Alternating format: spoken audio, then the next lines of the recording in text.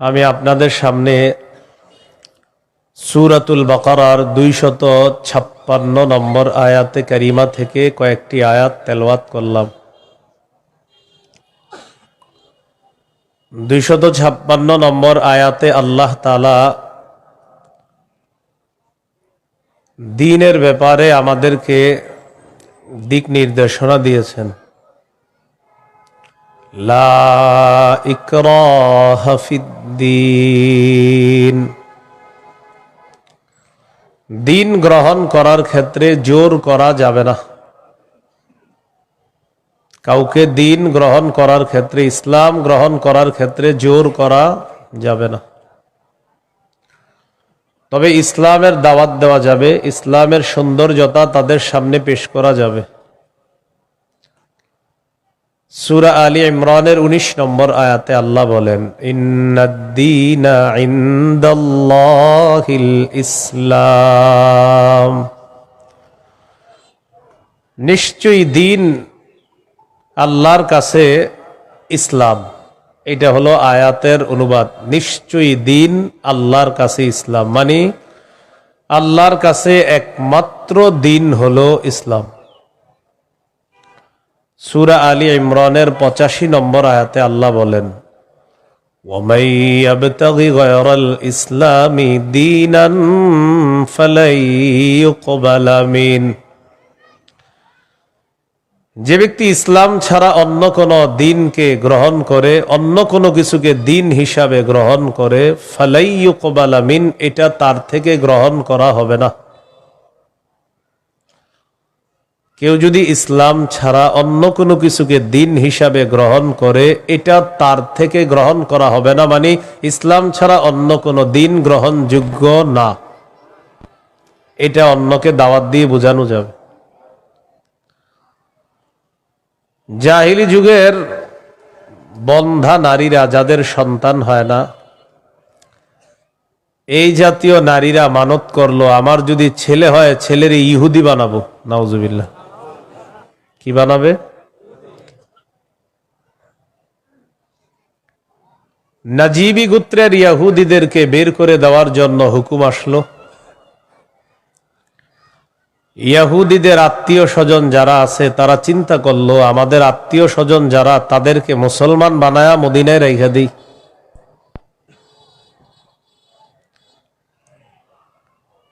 হুসাইন আল answer নামে নবীর একজন সাহাবী, তিনি রাসূল সাল্লাল্লাহু আলাইহি সাল্লামের কাছে গেলেন, গিয়ে বললেন, ইয়া রাসূলুল্লাহ, আমার দুজন পুত্র সন্তান খ্রিস্টান, আমি তাদেরকে যদি জোর করে মুসলমান বানিয়ে মদিনায় রেখে দিই। বাবা মুসলমান, সন্তান খ্রিস্টান। রাসূলুল্লাহ সাল্লাল্লাহু আলাইহি সাল্লামকে বললেন, আমি আমার দুই পুত্রকে যদি জোর করে মুসলমান বানিয়ে রেখে দেই, তখন আল্লাহ তাআলা সূরা বাকারার 256 নম্বর আয়াত নাজিল করলেন, লা ইকরাহা ফিদ্দীন, ইসলাম গ্রহণ করার ক্ষেত্রে জোর করা যাবে না। ক্বাদ তাবায়্যানার রুশদু মিনাল গাই, হেদায়েত স্পষ্ট হয়ে গিয়েছে গোমরাহি থেকে, পথভ্রষ্টতা থেকে। কোনটা হেদায়েত, কোনটা গোমরাহি, এটা মানুষের কাছে স্পষ্ট। এই কথা আল্লাহ কেন বললেন? হেদায়েত মানুষের সামনে এখন স্পষ্ট, এখন যদি মানুষ গ্রহণ না করে, এটা তার হতভাগা হওয়ার লক্ষণ। যদি সে গ্রহণ করে, এটা তার সৌভাগ্য, সে একজন সৌভাগ্যবান, সে সৌভাগ্যবান হওয়ার লক্ষণ হবে যদি হেদায়েত গ্রহণ করে। জোর করে বলা যাবে না তুমি মুসলমান হতেই হবে। ফামান ইয়াকফুর বিত-তাগুতি ওয়া ইউমিন বিল্লাহ ফাকাদ ইসতামসাকা বিল উরওয়াতিল ওয়াসকা লা ইনফিসামা লাহা। হেদায়েত স্পষ্ট হয়ে যাওয়ার পরেও যারা তাগুতকে অস্বীকার করবে, আল্লাহকে যারা বিশ্বাস করবে, হেদায়েত আর গোমরাহি দুইটা স্পষ্ট হয়ে যাওয়ার পর যারা তাগুতকে অস্বীকার করবে তথা পথভ্রষ্টতাকে বর্জন করবে, ওয়ায়ুমিন বিল্লাহ, আর যারা আল্লাহকে বিশ্বাস করবে, ফাকাদ ইসতামসাকা বিল উরওয়াতিল ওয়াসকা, সে এমন এক মজবুত হাতলকে আঁকড়ে ধরলো, লান ফিসামা লাহা,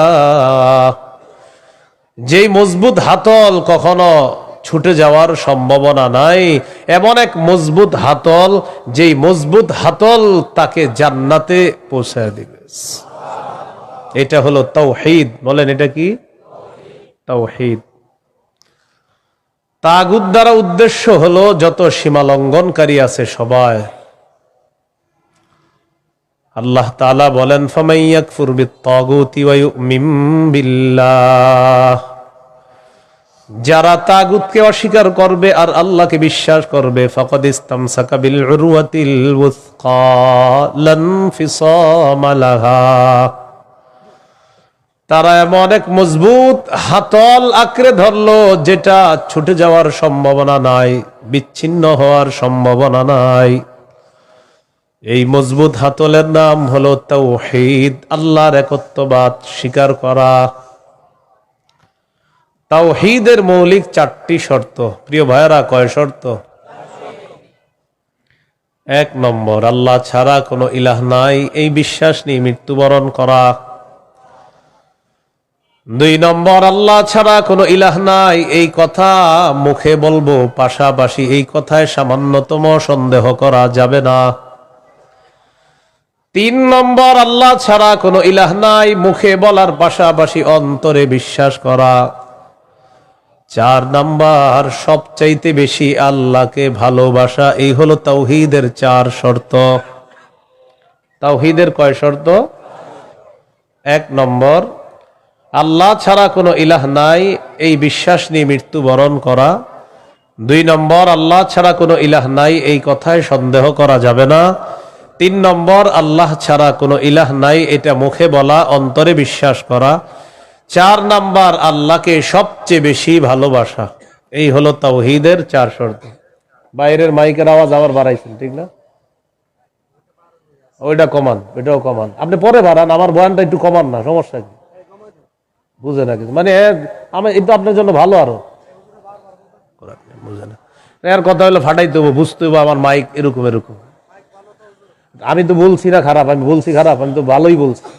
আমি বয়ান করতে ভাই, সামনে দাওয়াত দেন না রে, তো মাইক লাগাইলে। আমি তো বারবার মাহফিলে বলি, মাইক কম হবে ওই মাহফিলে দাওয়াত অটোমেটিক পাবেন, বেশি মাহফিল মাইক হবে আর দাওয়াত পাবেন না, সোজা হিসাব।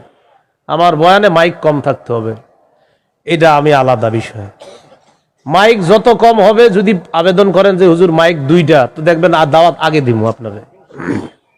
মাইক বেশি লাগাবেন, আমার পাবেন না, সোজা হিসাব। মাইক কমাইতে হবে আমার, আমার বয়ানে কারো যেন কোনো ক্ষতি না হয়, মাথায় রাখবেন। তাওহীদের 4টা শর্ত। 1 নম্বর, আল্লাহ ছাড়া কোনো ইলাহ নাই এই বিশ্বাস নিয়ে মৃত্যুবরণ করা।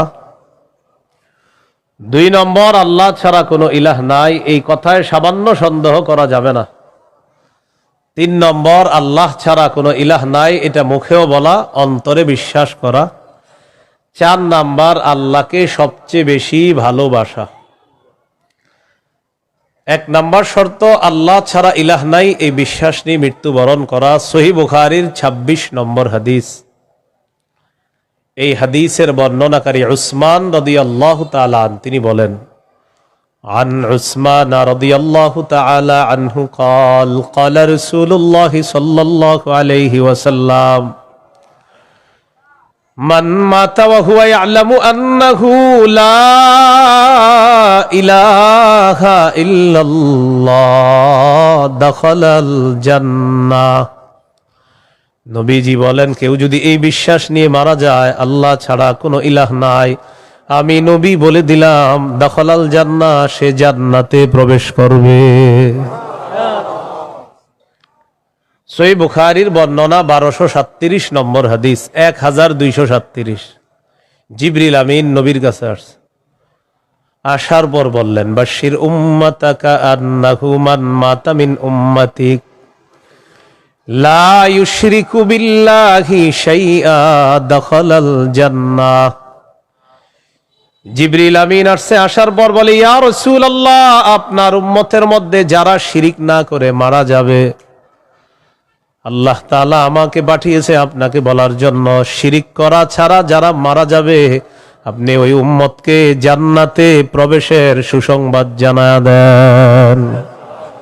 বুঝে আসছেনি সবার? তাহলে 1 নাম্বার, আল্লাহ ছাড়া কোনো ইলাহ নাই এই বিশ্বাস নিয়ে মৃত্যুবরণ করা। একদিন এক ফেরেশতা নবীজির কাছে আসছে। নবীজি সাল্লাল্লাহু আলাইহি সাল্লাম বলেন, আতানি আতিম মির রাব্বি ফাখায়্যারানি বাইনা আন ইউদখিলা নিসফা উম্মতি আল জান্নাহ ওয়া বাইনা আশ-শাফাআহ। নবী বলেন, একজন ফেরেশতা আমার কাছে আসছে, আসার পর আমাকে 2টি বিষয়ের স্বাধীনতা দিয়েছে যে কোনো একটা গ্রহণ করার জন্য। ফেরেশতা আমাকে বলল, হাবিব, আপনি যদি চান আপনার অর্ধেক উম্মত আপনি জান্নাতে নিতে পারবেন, আর যদি চান আপনি সুপারিশ করতে পারবেন, তবে 2টি গ্রহণ করা আপনার জন্য। এই সুযোগ আপনি পাবেন না, যে কোনো একটি গ্রহণ করতে হবে। হয়তো অর্ধেক উম্মত জান্নাতে নিবেন, না হয় আপনি সুপারিশ গ্রহণ করবেন। আমাদের নবী বলেন, ইখতারতুশ শাফাআ, আমি সুপারিশ করাটাই আল্লাহর থেকে গ্রহণ করে নিলাম। বলেন তবে, বলেন সবাই বলেন তবে। এই সুপারিশ শুধু তারাই পাবে যারা শিরিক করবে না। নবীজি বলেন, ওয়াহিয়া লিমান লা ইউশরিকু বিল্লাহি শাইআ, আমার সুপারিশ শুধু তারাই পাবে যারা আল্লাহর সাথে শিরিক করবে না, তারাই শুধু আমার সুপারিশ পাবে, অন্যরা কিন্তু আমার সুপারিশ পাবে না। সহিহ বুখারীর বর্ণনা 99 নম্বর হাদিসে আল্লাহর নবীর সাহাবী আবু হুরায়রা রাদিয়াল্লাহু তাআলা আর নবীকে প্রশ্ন করলেন, মান আসআদুন নাসি বিশাফাআতিকা ইয়াউমাল কিয়ামাতি ইয়া রাসূলুল্লাহ। হুজুর, কিয়ামতের ময়দানে আপনার সুপারিশের মাধ্যমে কোন ব্যক্তি সবচেয়ে সৌভাগ্যবান হবে আমাকে একটু বলেন। নবীজি বললেন, আবু হুরায়রা, আমি জানতাম তোমার আগে এই প্রশ্ন আমাকে কেউ করবে না। লিমা রাআইতু মিন হিরসিকা আলাল ইলম, ইলমের প্রতি তোমার যে আগ্রহ, বিদ্যার প্রতি তোমার যে আগ্রহ, আমি জানতাম তোমার আগে এই প্রশ্ন আমাকে কেউ করবে না, তুমি যে প্রশ্নটা করছো। তো যেহেতু তুমি প্রশ্নটা করেই ফেলছো, উত্তরটা নাও। আসাদুন নাসি বিশাফাআতি ইয়াউমাল কিয়ামাতি মান ক্বালা লা ইলাহা ইল্লাল্লাহ খালিসাম মিন কিবালি নাফসি। কোন ব্যক্তি যদি দিল থেকে বলে লা ইলাহা ইল্লাল্লাহ, আর এই বিশ্বাস নিয়ে যদি মারা যায়, কিয়ামতের ময়দানে আমার সুপারিশের মাধ্যমে এই ব্যক্তি সবচাইতে সৌভাগ্যবান বান্দা হয়ে যাবে। কি শিখলাম বলেন? লা ইলাহা ইল্লাল্লাহ। তিরমিজির বর্ণনা 3592 নম্বর হাদিস।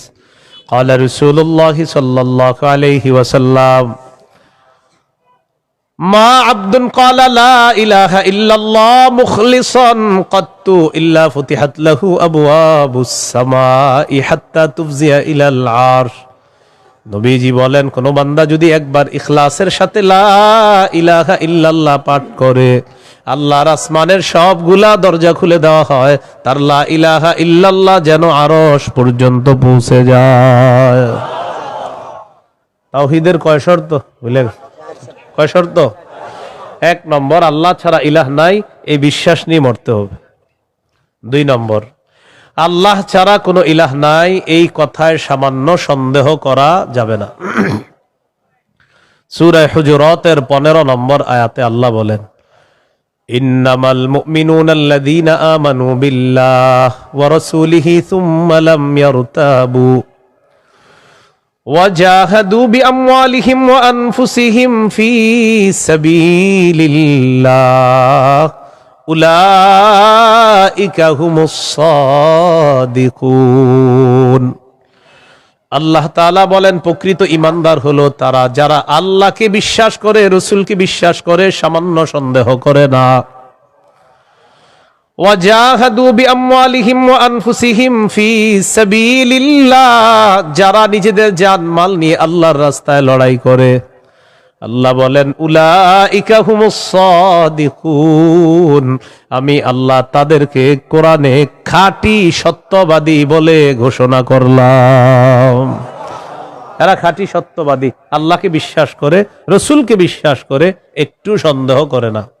3 নম্বর শর্ত, লা ইলাহা ইল্লাল্লাহ, আমি মুখে উচ্চারণ করলাম আল্লাহ ছাড়া কোনো ইলাহ নাই, অন্তরেও বিশ্বাস করা। মুখে বললাম আল্লাহ ছাড়া কোনো ইলাহ নাই, অন্তরে যদি ঝামেলা থাকে এটা হবে মুনাফিক মার্কা শয়তান, নেফাকি হবে। এটা কি হবে বলেন তো, সবাই বলেন কি হবে? নেফাকি হবে। মুখে বলতে হবে, অন্তরেও স্বীকার করতে হবে। সূরাতুল ফাতহির 11 নম্বর আয়াতে আল্লাহ বলেন ইয়াকুলুনা বিআলসিনাতিহিম মা লাইসা ফি কুলুবিহিম, তারা তাদের মুখ দিয়ে এমন কথা বলে যা তাদের অন্তরের কথা না। তাহলে বলেন তো তাওহীদের 3 নম্বর শর্ত, মুখে বললাম একটা আর অন্তরে আরেকটা, শর্ত পূরণ হবে? মুখে যা বলবো অন্তরেও তা যদি হয়, এটা 3 নম্বর শর্ত পূরণ হবে। অন্তরে যদি ঈমান সরিষার দানা পরিমাণও হয়, একদিন জান্নাতে যাবেন। সহিহ বুখারীর 44 নম্বর হাদিস, ক্বালা রাসূলুল্লাহ সাল্লাল্লাহু আলাইহি ওয়াসাল্লাম ইয়াখরুজু মিনান নার মান ক্বালা লা ইলাহা ইল্লাল্লাহ ওয়া ফি কলবিহি ওয়াজনু শাঈরাতিন মিন খায়র ওয়া ফি কলবিহি ওয়াজনু বুররাতিন মিন খায়র ওয়া ফি কলবিহি ওয়াজনু যাররাতিন মিন খায়র। নবীজি বলেন, কার অন্তরের মধ্যে যদি গম পরিমাণ, জব পরিমাণ, সরিষার দানা পরিমাণ ঈমান থাকে, গম পরিমাণ, জব পরিমাণ, সরিষার দানা পরিমাণ ঈমান, এই মানুষটা যদি বিভিন্ন অপরাধের কারণে জাহান্নামের সাজা ভোগ করতেও হয়, জাহান্নামের সাজা ভোগ করার পর আমি নবী বলে দিলাম একদিন জাহান্নাম থেকে বের হয়ে ওই সরিষা পরিমাণ ঈমানের কারণে আল্লাহর জান্নাতে প্রবেশ করবে। খাঁটি ঈমান, বিশুদ্ধ ঈমান, এটার মধ্যে কোনো ঝামেলা করা যাবে না। আল্লাহ কথাগুলা বোঝার তৌফিক দান করেন। 4 নাম্বার শর্ত, সবচেয়ে বেশি আল্লাহকে ভালোবাসা। বলেন কাকে ভালোবাসা? সবাই আমার সাথে বলেন সাধারণত। বলেন আমরা 8টি জিনিসকে বেশি ভালোবাসি। 8 জিনিসের প্রতি আমাদের মহব্বত খুব বেশি। এই 8 জিনিসের চাইতেও আল্লাহকে, রসুলকে বেশি ভালোবাসতে হবে। কয় জিনিসের প্রতি টান আছে বেশি? 8 জিনিসের কথা আল্লাহ বলছে সূরা তাওবা 24 নম্বর আয়াত। আমি প্রথম আয়াতটা পড়ি, এরপর অনুবাদ করব, আমরা সবাই গণব। আল্লাহ তাআলা বলেন, কুল ইন কানা আবাউকুম ওয়া আবনাউকুম ওয়া ইখওয়ানুকুম ওয়া আজওয়াজুকুম ওয়া আশীরাতুকুম ওয়া আমওয়ালুন ইকতারাফতুমুহা وتجارة تخشون كسادها ومساكن ترضونها أحب إليكم من الله ورسوله وجهاد في سبيله فتربصوا حتى يأتي الله بأمره। কত? আল্লাহ তাআলা বলেন, ইন কানা আবাউকুম, যদি তোমাদের মা বাবা, ওয়া আবনাউকুম, যদি তোমাদের সন্তান, ওয়া ইখওয়ানুকুম, যদি তোমাদের ভাই বোন, ওয়া আজওয়াজুকুম, যদি তোমাদের বিবি, ওয়া আশীরাতুকুম, যদি তোমাদের পরিবার আত্মীয় স্বজন, ওয়া আমওয়ালুন ইখতারাফতুমুহা, যদি তোমাদের উপার্জিত সম্পদ, ওয়া তিজারাতুন তাখশাউনা কাসাদাহা, তোমাদের ব্যবসা, যেই ব্যবসায় লস হওয়ার টেনশনে থাকো, ওয়া মাসাকিনু তারদাউনাহা, যে বাসস্থান তোমরা অনেক ভালোবাসো, আহাব্বা ইলাইকুম মিনাল্লাহ ওয়া রাসূলিহি ওয়া জিহাদিন ফি সাবিলি। আল্লাহ তাআলা বলেন, এই 8টা জিনিস যদি আল্লাহ এবং তার রাসূল আর জিহাদের চাইতে তোমাদের কাছে বেশি প্রিয় হয়, ফাতারাব্বাসু, অপেক্ষা করো, হাত্তা ইয়াতি আল্লাহু বিআমরি, আল্লাহ তাআলা গজব নিয়ে আসার অপেক্ষা করো। বলি নাউজুবিল্লাহ। কি শিখলাম? এই 8 জিনিসের প্রতি আমাদের মহব্বত আছে বেশি। আল্লাহ বলেন এইগুলা যদি আল্লাহর চেয়ে বেশি মহব্বতের হয়, নবীর চেয়ে বেশি মহব্বতের হয়, জিহাদের চেয়ে বেশি মহব্বতের হয়, তাহলে গজবের অপেক্ষা থাকো। তাহলে কি শিখলাম? এই 8 জিনিসের চাইতে আল্লাহকে বেশি ভালোবাসা, রসুলকে বেশি ভালোবাসতে হবে। আল্লাহ তৌফিক দান করেন। এখানে কয় জিনিসের ভালোবাসার কথা হলো? 8 জিনিসের ভালোবাসার কথা।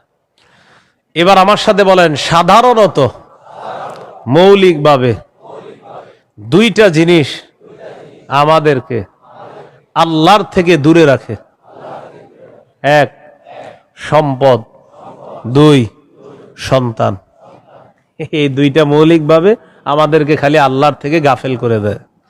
সূরা মুনাফিকুনের 9 নম্বর আয়াতে আল্লাহ বলেন, ইয়া আইয়ুহাল্লাযীনা আমানু লা তুলহিকুম আমওয়ালুকুম ওয়ালা আওলাদুকুম আন যিকরিল্লাহ।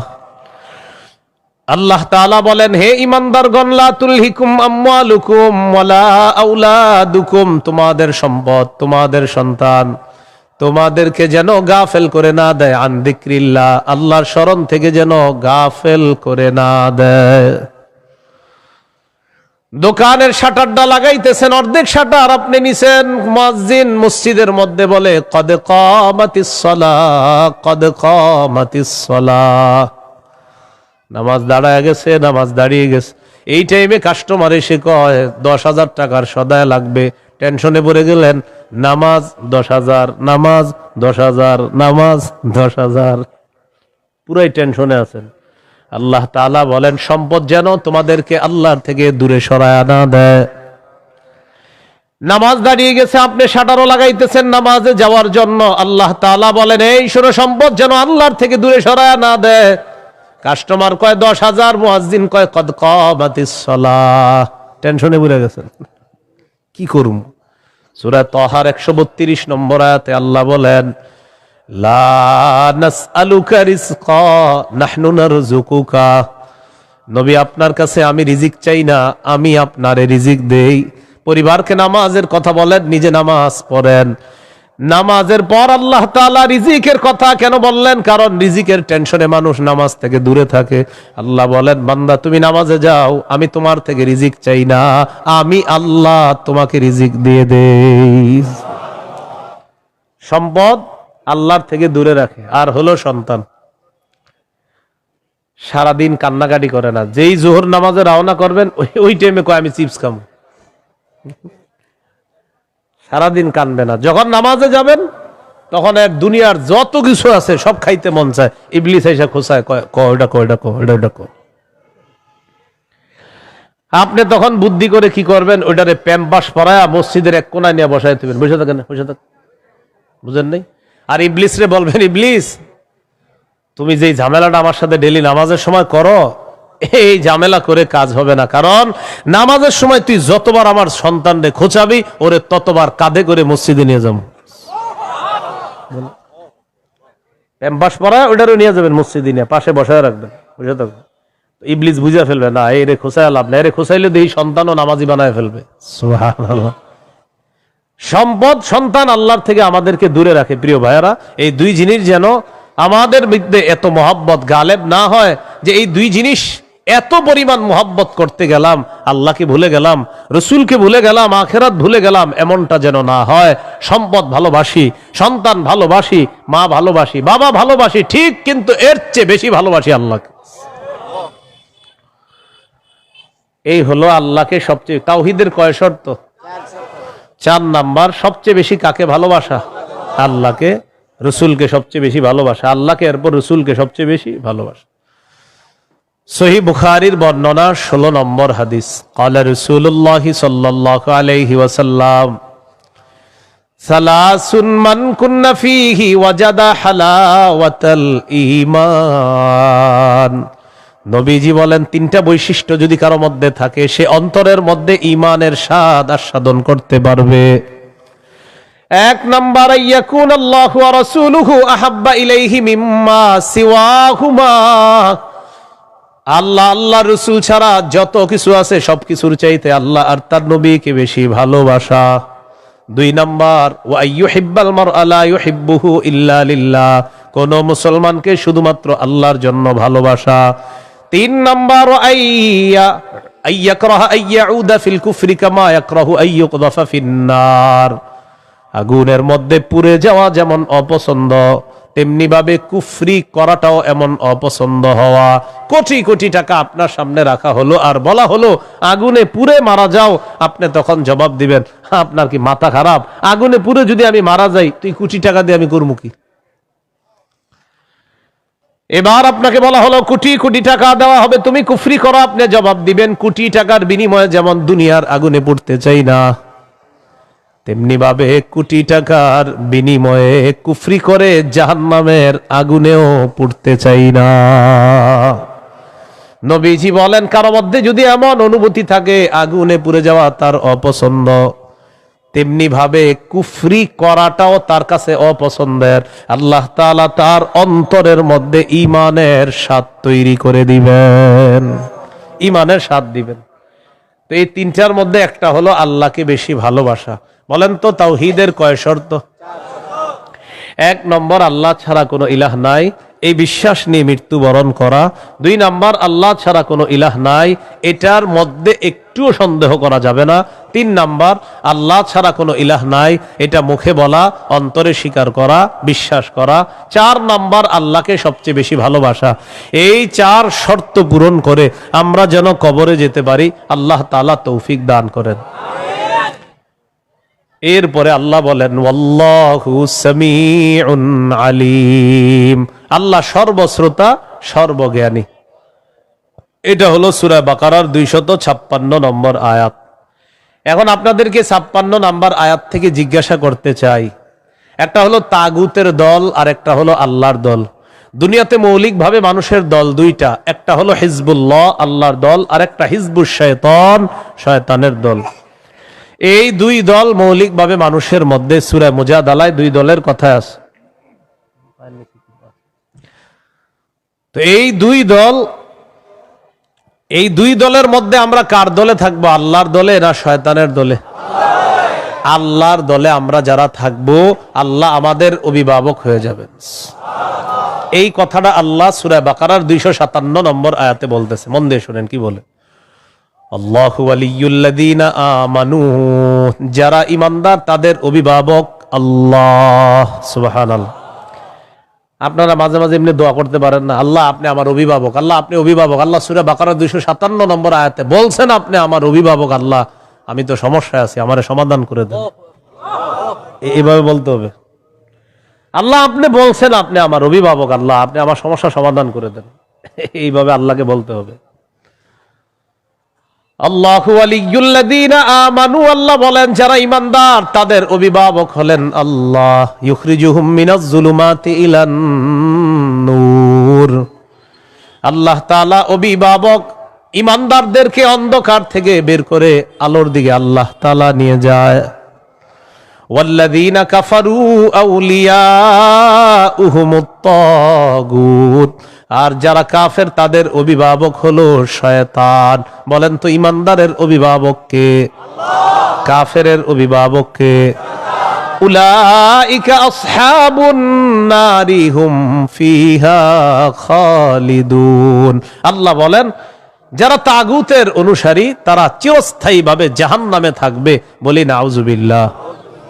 তাগুত বলা হয় যত সীমা লঙ্ঘনকারী আছে জালেম, সব তাগুত। এই তাগুত এটা পুরুষ হোক আর মহিলা হোক, এই তাগুত যারা এরা জালেম অথবা জালেমা, সব তাগুত। তবে কষ্টের বিষয় আর দুঃখের বিষয়, আমরা বারবার এক তাগুত ছেড়ে আরেক তাগুতকে ধরি। এক তাগুত ছেড়ে আরেক তাগুতকে কি করি? ধরি। কেন ধরি জানেন? বৃষ্টি থেকে বাঁচার জন্য ঝর্ণা নিচে আইসা দাঁড়ায় আর কি।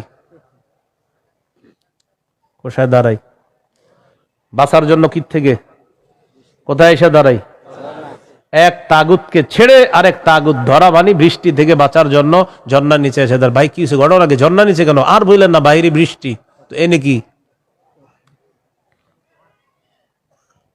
এই জন্য মনে রাখবেন শত্রু এটা কখনো বন্ধু হবে না। এরে আপনি যতই মনে করেন বন্ধু, এই শত্রু সব সময় শত্রু। সূরা মাইদার 51 নম্বর আয়াতে আল্লাহ বলে দিয়েছেন, লা তাত্তাখিজুল ইয়াহুদা ওয়ান নাসারা আউলিয়া, ইহুদি খ্রিস্টানদেরকে অভিভাবক বানাও না। আরে তোমাদের অভিভাবক তো আমি আল্লাহ, ইহুদি খ্রিস্টানদেরকে কেন অভিভাবক বানাও? আফগানিস্তান আল্লাহরই অভিভাবক মানছে, আল্লাহ সফলতা দান করছে। কারা বলে না? কারা? 3 বছর আগে কেউ গনে না, এখন আফগানিস্তান কাউরে গনে না। 3 বছর আগে কেউ গনতে চায় নাই যে না এদের কি সমর্থন দেব। এখন আফগানিস্তান বলে কি টাইম নেই। আফগানিস্তানে বিরোধিতা যারা করছিল এরা এখন এর কাছে আসতে চায় যে প্রিয় আফগানিস্তান কেমন আছো? আফগানিস্তান ভালো আছে কিন্তু টাইম নেই। সব ঠিক আছে তো টাইম নেই। কেন? আফগানিস্তান অভিভাবক বানাইছে আল্লাহকে, এমন ভাবে অভিভাবক বানাইছে চিরশত্রুরা পালাতে বাধ্য হয়েছে। মুসলমানদের অভিভাবককে এত লজ্জা লাগে, আমরা বলি কি বুক ফুলায়, আমরা 90% মুসলমানের দেশ। তো এটা যখন বলি কাউকে, অন্য দেশের কেউ শুনলে সাথে সাথে বলবে মাশাআল্লাহ তোমরা 90% মুসলমান, তাহলে তো কোরআন হাদিস পরিপূর্ণভাবে এই দেশে চলে। কিন্তু দুঃখে বলতে পারি না ভাই, এই দেশে সবচেয়ে এটাই কম চলে। 90% মুসলমানের দেশ, এটা শুনলেই মানুষ মনে করবে এই দেশ কোরআন অনুযায়ী চলে, হাদিস অনুযায়ী চলে। বলেন মুমিনের অভিভাবককে? কাফেরের অভিভাবককে? তাহলে আমাদের অভিভাবককে? কাফেরদের অভিভাবককে? কাফেররে কি বন্ধু বানাবো? এই জন্য কাফের অভিভাবক বানানো যাবে না। এদেরকে যতবার অভিভাবক বানাবেন এরা এক তাগুতকে সরাবে আর এক তাগুতকে বসাবে। তাগুতের পালা বদল হবে, আমাদের ভাগ্য বদল হবে না। মনে রাখবেন কথাটা, বুঝে ঠিক হইতেছেন নি? আচ্ছা, এবার আল্লাহ তাআলা কি বলে দেখেন, সূরা বাকারার 257 নম্বর আয়াত গেল, 258 নম্বর আয়াতে আল্লাহ তাআলা এবার আমাদের আকীদা বিশুদ্ধ করবে। কি বিশুদ্ধ করবে বলেন তো? দুনিয়াতে আমাদের অভিভাবক কে? বেঁচে আছি কে বাঁচিয়ে রাখছেন? মৃত্যু দিবেন কে? মৃত্যুর পর জীবিত করবেন কে? এই আকীদাটা এখন আল্লাহ তাআলা সংশোধন করবে যে শোনো, আমি তোমাদেরকে বাঁচিয়ে রাখছি, মৃত্যুর পর আমি জিন্দা করব, কিন্তু এখানে কোনো সন্দেহ করবা না। এই আকীদা 258, 259, 260 এই 3 আয়াতের মধ্যে আল্লাহ আমাদেরকে আকীদা দিয়ে দিবেন, দুনিয়াতে যেমন তোমাদেরকে রাখছি আমি, আখিরাতেও তোমাদেরকে আবার পুনরুত্থান করব, এই ক্ষমতাও আমি আল্লাহর। সূরা বাকারা 258, 259, 260 দেখেন কি বলে, ألم تر إلى الذي حاج إبراهيم في ربه أن آتاه الله الملك إذ قال إبراهيم ربي الذي يحيي ويميت قال أنا أحيي وأميت قال إبراهيم فإن الله يأتي بالشمس من المشرق فأت بها من المغرب فبهت الذي كفر والله لا يهدي القوم الظالمين। নবী আপনি কি দেখেন নাই, ওই ব্যক্তির ব্যাপারে চিন্তা করেন নাই যে ব্যক্তি ইব্রাহিম নবীর সাথে তার রবের ব্যাপারে ঝগড়া করেছে? যেই রব তাকে রাজত্ব দান করেছে, ওই রবের ব্যাপারে লোকটা ঝগড়া করেছে ইব্রাহিম নবীর সাথে। আল্লাহ তাআলা বলেন এই ব্যক্তি হলো বাবেল শহরের বাদশাহ নমরুদ। ইব্রাহিম নবীর সাথে ঝগড়া লাগছে, এই কারণে নমরুদকে আল্লাহ তাআলা রাজত্ব দান করছে। রাজত্ব পাওয়ার পর নমরুদ কয় আমি খোদা। নাউজুবিল্লাহ। ইব্রাহিম নবী বললেন আমার রব রব্বি আল্লাযী ইহয়ী ওয়া ইউমীত, আমার রব হলেন তিনি যিনি জীবন দেয়, যিনি মৃত্যু দান করেন। নমরুদ পাল্টা জবাব দিয়ে বলে ক্বালা আনা উহয়ী ওয়া উমীত, আমিও তো জীবন দেই, আমিও তো মৃত্যু দেই। নাউজুবিল্লাহ। হ্যাঁ, ইব্রাহিম নবী বললেন রব তিনি যিনি জীবন দেয় মৃত্যু দেয়। নমরুদ কথা আমিও তো জীবন দিই মৃত্যু দিই। ইব্রাহিম নবী তাহলে কি করতে হবে? আমারও রব মানো, কারণ আমিও জীবন দিই মৃত্যু দিই। ইব্রাহিম নবী বললেন কিভাবে? জেলখানা থেকে 2 জন আসামি ধরে আনছে, একজনকে মেরে ফেলছে আর একজনকে ছেড়ে দিছে। মারার পর বলে এই যে দেখো আমি মৃত্যু দিলাম, ছেড়ে দেওয়ার পর বলে এই যে দেখো আমি জীবন দিলাম। নাউজুবিল্লাহ। কি ইন্টারন্যাশনাল পদ্ধতির জীবন মৃত্যু! হ্যাঁ, 2 জনকে ধরে আনছে, একটাকে হত্যা করছে আর একটাকে ছেড়ে দিছে। হত্যা করার পর বলে দেখো জীবন দিলাম, মৃত্যু দিলাম, জীবন দিলাম কিভাবে, আরেকটাকে ছেড়ে দিছে, এটা ছেড়ে দেওয়ার পর বলতেছে আমি তাকে জীবন দিলাম। আপনারা বলেন এটা কি জীবন মৃত্যু? ইব্রাহিম নবী চিন্তা করলেন এরে এমন এক কথা বলে আটকাইতে হবে যেই কথার পরে আর ঝগড়া করবে না। قال إبراهيم فإن الله يأتي بالشمس من المشرق فأت بها من المغرب। ইব্রাহিম নবী বললেন আমার রব আল্লাহ প্রতিদিন সূর্য পূর্ব দিক থেকে উঠায়, তুমি পশ্চিম দিক থেকে উঠায় দাও। তুমিও তো রব, তোমার দাবি অনুযায়ী। নাউজুবিল্লাহ। ফাবুহিতাল্লাযী কাফার, আল্লাহ তাআলা বলেন যে ঝগড়া করছে নমরুদ কাফের, ধরাশয়ী হয়ে গেল, ঝগড়ায় হেরে গেল। মুফাসসিরিনে কেরাম বলেন নমরুদ পাল্টা বলতে পারতো ইব্রাহিম আমি সূর্য পশ্চিম দিক থেকে উঠাতে পারবো না, তোমার রব আল্লাহ প্রতিদিন পূর্ব দিক থেকে সূর্য উঠায়, আমি তো পারবো না। তুমি তোমার রব আল্লাহকে বলো সূর্যটা যেন পশ্চিম দিক থেকে উঠায় দেখায় দেয়। মুফাসসিরিনে কেরাম বলেন নমরুদ বুঝে শুনেই পাল্টা চ্যালেঞ্জ দেয় নাই। কেন দেয় নাই? নমরুদ কিন্তু চ্যালেঞ্জ দিতে পারতো পাল্টা, ইব্রাহিম তুমি আমারে বললা আমি যেন সূর্য পশ্চিম দিক থেকে উঠাই, তোমার রব যেহেতু পূর্ব দিক থেকে উঠায়, তো পাল্টা প্রশ্ন করতে পারতো নমরুদ ইব্রাহিম আমি তো পারলাম না, তোমার রব আল্লাহকে বলো আল্লাহ যেন সূর্যটা পশ্চিম দিক থেকে উঠায় দেখায়। মুফাসসিরিনে কেরাম বলে নমরুদ এটা বুঝে শুনেই পাল্টা প্রশ্ন করে নাই, কারণ নমরুদ জানে এই প্রশ্ন করলে ইব্রাহিম চ্যালেঞ্জ গ্রহণ করবে, আল্লাহকে বলবে আল্লাহ সাথে সাথে সূর্য পশ্চিম দিক থেকে উঠায় দেখায় দিবে। আর এটা যদি করে ফেলে নমরুদের দল ছোট হয়ে যাবে, হালকা হয়ে যাবে।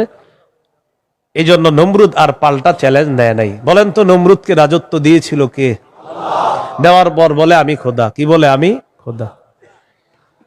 এই জন্য প্রিয় ভাইয়েরা সামনের দিকে যাদেরকে আমরা শাসন ক্ষমতায় বসাবো, যাদেরকে আমরা দায়িত্ব দিব, বুঝে শুনে দায়িত্ব দিতে হবে। কি শুনে? বলেন আমার সাথে প্রতিদিন 2 রাকাত অতিরিক্ত নফল নামাজ পড়ব, পড়ার পর 3টা দোয়া করব। 1 নাম্বার আল্লাহ, বলেন আল্লাহ কিয়ামতের আগে বাংলাদেশে আর কোন নারী প্রধান চাই না। হ্যাঁ, কি প্রধান চাই না? সবাই জোরে বলেন কেন? আরো জোরে বলেন, আরো জোরে, আরো জোরে। قال رسول الله صلى الله عليه وسلم لا يفلح قوم ولوا امرهم امرأتان। নবীজি বলেন ওই জাতি কিছুতেই কখনোই সফল হবে না যেই জাতি তাদের নেতৃত্বে কোন নারীকে বসায় দেয়। আপনি বুঝেন আর না বুঝেন আমার নবীর কথা সঠিক। এই জন্য এই একটা বিষয় দোয়া করবেন। 2 নাম্বার দোয়া বলেন আল্লাহ মরার আগে বাংলাদেশে শরিয়া আইন দেখে যেতে চাই। কি আইন?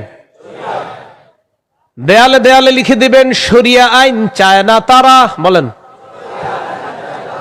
কোন না কোন অপরাধে অপরাধী যারা, বলেন আমার সাথে শরিয়া আইন চায় না তারা, কোন না কোন অপরাধে অপরাধী যারা।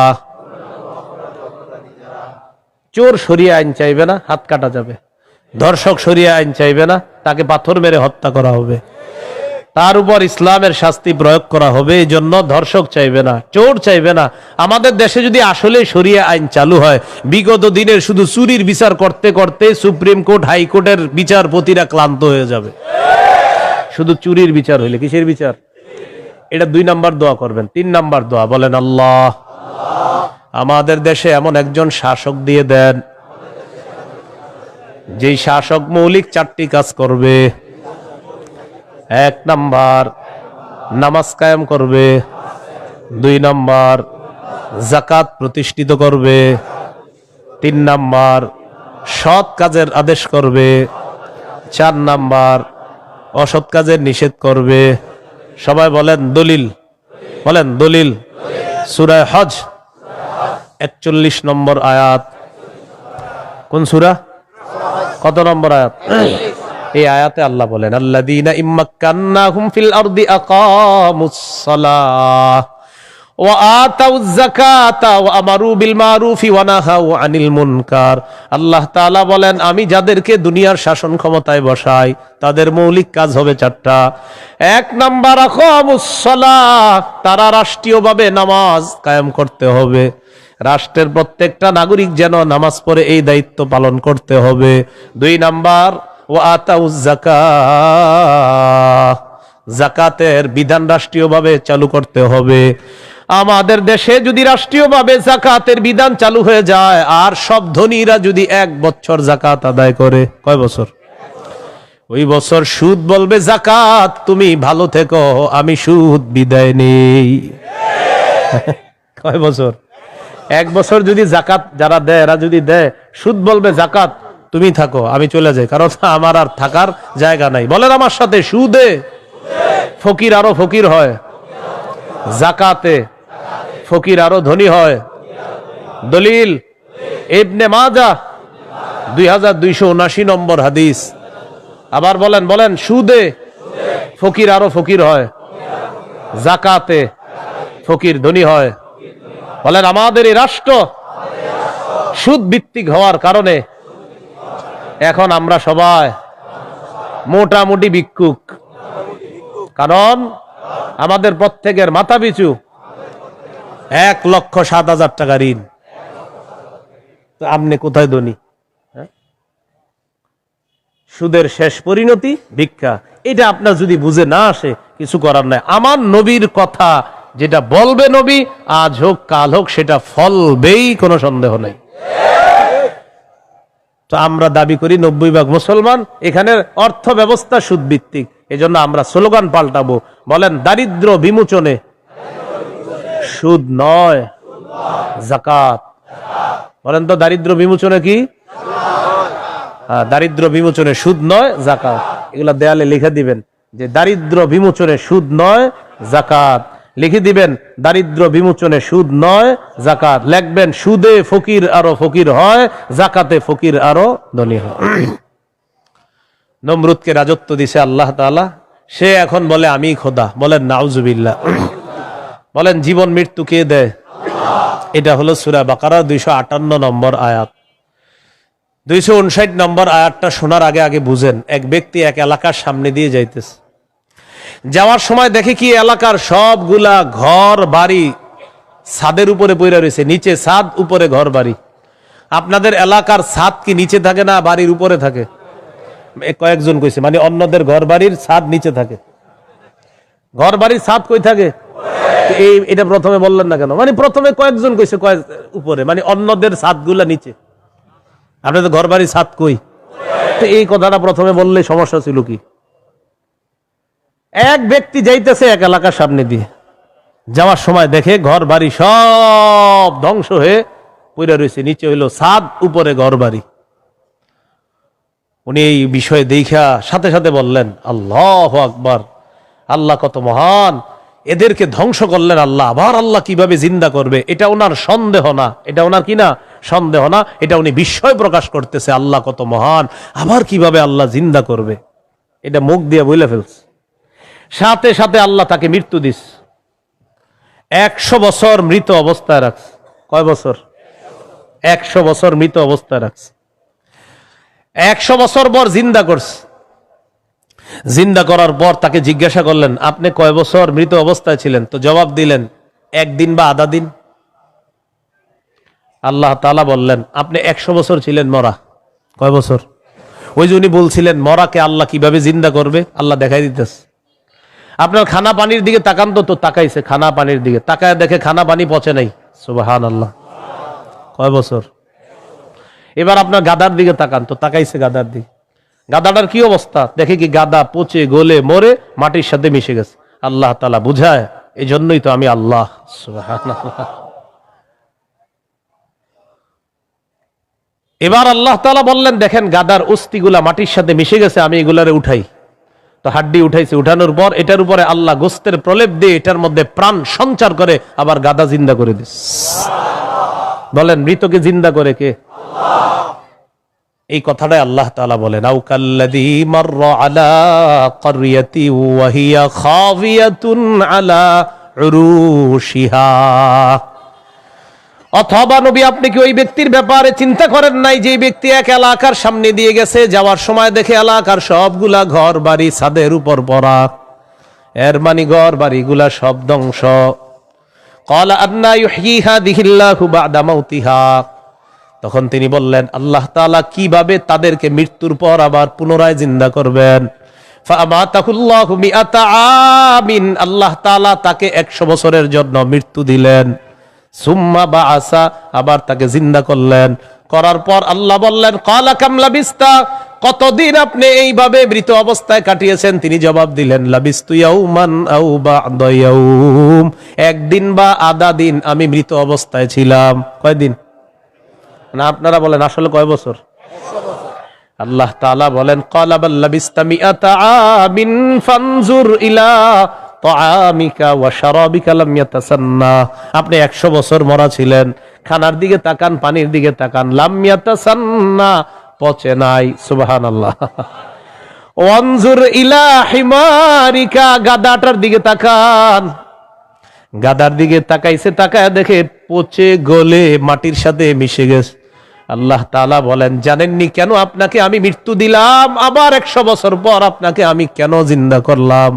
ওয়ালিনাজআলাকা আয়াতাল লিন্নাস, আমি আপনাকে দুনিয়ার মানুষের সামনে নিদর্শন হিসাবে রেখে দিলাম যে দেখো আমি আল্লাহ মৃতকে জিন্দা করি, এর দৃষ্টান্ত দুনিয়াতেই দেখায়া দিলাম। কয় বছর মৃত্যু রাখছে, এরপরে আল্লাহ আবার উঠাইছে।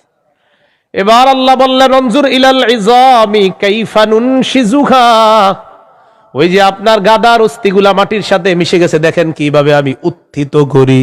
সুম্মা নাকসুহা লাহমা, এরপর দেখেন কিভাবে গোস্তের পোশাক হাড্ডিগুলার উপর পড়ায়া দেই। আল্লাহ গোস্তের পোশাক পরায়া প্রাণ সঞ্চার করে গাদা আবার জিন্দা করে দিস। এবার তিনি বললেন, মানে কে? ওই যে যিনি বলছিলেন 100 বছর আগে আল্লাহ কিভাবে জিন্দা করবে, তখন তিনি বললেন, ক্বালা আ'লামু আন্নাল্লাহা আলা কুল্লি শাইইন কাদির, আমি বুঝতে পারছি, আমি জানি আল্লাহ সবকিছুর উপর ক্ষমতাবান। বলেন সবকিছুর উপর ক্ষমতাবান কে? 100 বছর মৃত রাইখা আবার জিন্দা করার ক্ষমতা কার? এখন আমি কি আপনাদেরকে বলছি লোকটাকে? এই লোকটাকে বলছি? বলি নাই। এলাকা কোনটা এটাও বলছি? বলি নাই। কোরআনে এলাকার নামও আসে নাই, ওই ব্যক্তির নামও আসে নাই।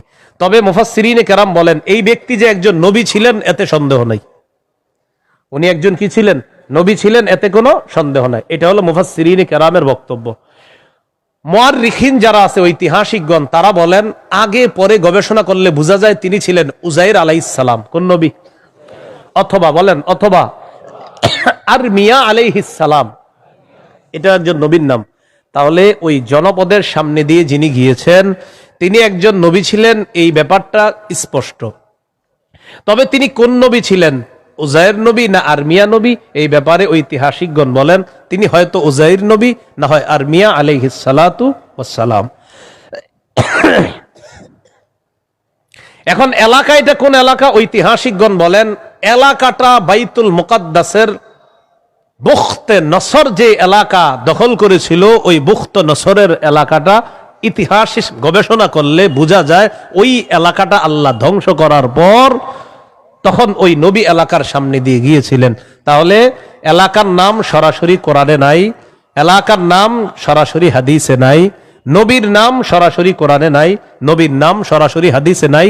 মুফাসসির এবং ঐতিহাসিকগণ গবেষণা করে বলেন আগা গোড়া এটা গবেষণা করলে বোঝা যায় নবী ছিলেন হযরত উযাইর অথবা আরমিয়া, আর এলাকাটা ছিল বাইতুল মুকাদ্দাস।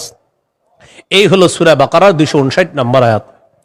সূরা বাকারার 260 নম্বর আয়াত। এই আয়াতেও আল্লাহ আমাদের আকীদা স্বচ্ছ করবে যে দেখো দুনিয়াতে আমি তোমাদেরকে জিন্দা রাখছি, আবার আমি মৃত্যু দিব, আবার তোমাদেরকে পুনরুত্থান করব, এই ক্ষমতা আমার। বিসমিল্লাহির রহমানির রহিম। আল্লাহুম্মা লাকাল হামদু ওয়া লাকাশ শুকর। সূরা বাকারা 260 নম্বর আয়াত। আল্লাহ বলেন وَإِذْ قَالَ إِبْرَاهِيمُ رَبِّ أَرِنِي كَيْفَ تُحْيِي الْمَوْتَى قَالَ أَوَلَمْ تُؤْمِنْ قَالَ بَلَى ওয়ালাকিন লিয়াতমাইন্না কলবি ক্বালা ফাখুয আরবাতাম মিনাত তায়রি ফাসুরহুন্না ইলাইকা সুম্মা জাআল আলা কুল্লি জাবালিন মিনহুন্না জুজআন সুম্মা দুহুন্না ইয়াতিনাকা সাইয়া ওয়া'লাম আন্নাল্লাহা আজিজুন হাকীম। স্মরণ করুন ওই সময়কে যখন ইব্রাহিম নবী বললেন, রব্বি আরিনি কাইফা তুহিল মাউতা, আল্লাহ আপনি আমাকে দেখান আপনি কিভাবে মৃতকে জিন্দা করেন। আল্লাহ তাআলা বললেন, ক্বালা আওয়ালাম তুমিন, ইব্রাহিম আপনি কি বিশ্বাস করেন না? ইব্রাহিম নবী জবাব দিলেন, ক্বালা বালা ওয়ালাকিন লিয়াতমাইন্না কলবি, আল্লাহ অবশ্যই বিশ্বাস করি, তবে আমার অন্তরের প্রশান্তির জন্য আমি জানতে চাই আল্লাহ আপনি কিভাবে মৃতকে জিন্দা করেন। ভাই 259 আর 260 নম্বর আয়াতে একটা বিষয় কিন্তু মনে রাখেন, আমি আবার বারবার বলতেছি কথাটা। 259 নম্বর আয়াতে ওই যে নবী বললেন আল্লাহ কিভাবে মৃতদেরকে জিন্দা করবেন, এটা কিন্তু নবীর সন্দেহ না। আবার বলছি এটা কি না? সন্দেহ না, বলেন বিস্ময়, কি উনি আশ্চর্য হচ্ছেন। আবার 260 নম্বর আয়াতে ইব্রাহিম নবী বলতেছে আল্লাহ আপনি আমারে দেখান কিভাবে মৃতকে জিন্দা করেন, এটাও ইব্রাহিম নবীর সন্দেহ না, বরং ইব্রাহিম নবী অন্তরকে শান্তি দিতে চায় আল্লাহ আপনি যে মৃতকে জিন্দা করেন এটা দেখলে আমার দিলে একটু ভালো লাগতো, শুধু এই কারণে আমি দেখতে চাই। তাহলে বিষয়টা কি সন্দেহ? নাউজুবিল্লাহ, কোন নবী সন্দেহ করতে পারে না। তো আল্লাহ তাআলা বললেন, ক্বালা ফাখুয আরবাতাম মিনাত তায়র, ইব্রাহিম আপনি 4টা পাখি ধরেন, ফাসুরহুন্না ইলাইকা, এই 4টি পাখি আপনি বসে আনেন, আপনার আয়ত্তে আনেন। আয়াতে আনার পর সুম্মা জাআলা আলা কুল্লি জাবালিম মিনহুন্না জুজআ, 4টা পাখিকে আপনি চূর্ণ বিচূর্ণ করে টুকরা টুকরা করে ফেলবেন। টুকরা টুকরা করার পর এই পাখিগুলার টুকরা টুকরা বিভিন্ন পাহাড়ের মধ্যে আপনি ছিটায় দিবেন। কোন পাখির টুকরাটা কোন পাহাড়ের মধ্যে আছে এটা আপনার জানা নাই। এবার আপনি তাদের নাম ধরে আপনি ডাকবেন। আল্লাহ তাআলা বলেন আমার হুকুমে যেই যেই পাখির টুকরাগুলা যেই পাহাড়ের মধ্যে আছে ওই টুকরাগুলা আমি আল্লাহ প্রত্যেক পাহাড় থেকে আলাদা আলাদা করে একত্রিত করে অবিকল ওই পাখির মধ্যে প্রাণ সঞ্চার করে দিব। পাখি আপনার সামনে উঠতে উঠতে উপস্থিত হয়ে যাবে। তো আল্লাহ বলেন ফাসুরহুন্না ইলাইকা, এটা আপনি বসে আনেন, আয়াতে আনেন। সুম্মা জাআল আলা কুল্লি জাবালিম মিনহুন্না জুজআ, এগুলারে টুকরা টুকরা করে আপনি পুরা সব একসাথে করে ফেলবেন। এখন বলেন তো 4 পাখি একসাথে টুকরা টুকরা করলে কোন পাখির টুকরা কোথায় আছে এটা কি বলা যাবে? ইব্রাহিম নবীকে বললেন আলাদা আলাদা পাহাড়ের মধ্যে রেখে দেন। রাখার পর এবার আপনি ডাক দিবেন। ডাক দেওয়ার পর দেখবেন ওই আলাদা টুকরাগুলা একত্রিত হয়ে যেই যেই পাখির টুকরা আমি আল্লাহর হুকুমে ওই পাখির শরীরে যাবে, আমি প্রাণ সঞ্চার করে দিব, পাখি আপনার সামনে উঠতে উঠতে উপস্থিত হয়ে যাবে। শেষে আল্লাহ বলেন ওয়ালাম, জেনে রাখেন আল্লাহ আজিজুন হাকিম, আল্লাহ মহাপরাক্রমশালী, আল্লাহ মহাপ্রজ্ঞাময়। 3টি বিষয়। 1 নাম্বার বলেন আল্লাহর কাছে মনোনীত ধর্মের নাম কি? ইসলাম। ইসলামের দাওয়াত অন্যের সামনে দেওয়া যাবে কিনা? যাবে। ইসলাম গ্রহণে কাউকে কি জোর করা যাবে? আচ্ছা। 2 নম্বর, মৌলিকভাবে মানুষের দল কয়টা? 2টা। একটা কার দল? আল্লাহর দল। আর একটা কার দল? শয়তান। ইমানদারের অভিভাবক কে? কাফেরদের অভিভাবক কে? শয়তান। 3 নম্বর, আমাদেরকে দুনিয়াতে জীবিত রাখছে কে? মৃত্যু দিবে কে? মৃত্যুর পর আবার জিন্দা করবেন কে? এই 3টি বিষয় সূরা বাকারার 256 থেকে 260 নম্বর আয়াত পর্যন্ত আমরা জানলাম। আল্লাহ তাআলা আমাদের সকলকে আকীদা বিশুদ্ধ করে স্বচ্ছ করে আমরা যেন কবরে যেতে পারি আল্লাহ তৌফিক দান করেন। বলেন তো তাওহীদের কয় শর্ত? 4 শর্ত। 1 নাম্বার, আল্লাহ ছাড়া কোনো ইলাহ নাই, এই বিশ্বাস নিয়ে মরা। 2 নাম্বার, আল্লাহ ছাড়া কোনো ইলাহ নাই, সন্দেহ করা যাবে না। 3 নম্বর, আল্লাহ ছাড়া কোনো ইলাহ নাই, এটা মুখে বলা, অন্তরে বিশ্বাস করা। 4 নাম্বার, আল্লাহ ছাড়া কোনো ইলাহ নাই, এই কথা তখন প্রমাণ হবে যদি আমি সবচেয়ে বেশি আল্লাহকে ভালোবাসি। বলেন তো কয় জিনিসকে সাধারণত বেশি ভালোবাসি আমরা? 8 জিনিস। এই 8 জিনিস থেকেও কাকে বেশি ভালোবাসতে হবে? আল্লাহ। আল্লাহ তাআলা আমাদের সকলকে আজকের সূরা বাকারার 256 থেকে 60 নম্বর আয়াত পর্যন্ত মৌলিক মূল 3টি কথা ছিল। 1 নাম্বার, আল্লাহর কাছে মনোনীত ধর্ম ইসলাম, এটা গ্রহণ করতে হবে, বাকি গ্রহণ করার ক্ষেত্রে কাউকে জোর করা যাবে না। 2 নাম্বার, একটা শয়তানের দল, একটা আল্লাহর দল। আল্লাহর দলের অভিভাবক আল্লাহ, শয়তানের দলের অভিভাবক মানে যারা তাদের অভিভাবক হলো শয়তান, তাগুত যারা যারা ইহুদি খ্রিস্টান তাদের অভিভাবক হলো শয়তান। 3 নাম্বার, আল্লাহ জীবিত রাখছে, আল্লাহ মৃত্যু দিবেন, আল্লাহ আবার জিন্দা করবেন। এই আকীদা, বিশুদ্ধ স্বচ্ছ আকীদা নিয়ে যেন আমরা কবরে যেতে পারি, আল্লাহ তাআলা তৌফিক দান করেন। সুবহানাল্লাহি ওয়া বিহামদিহি, সুবহান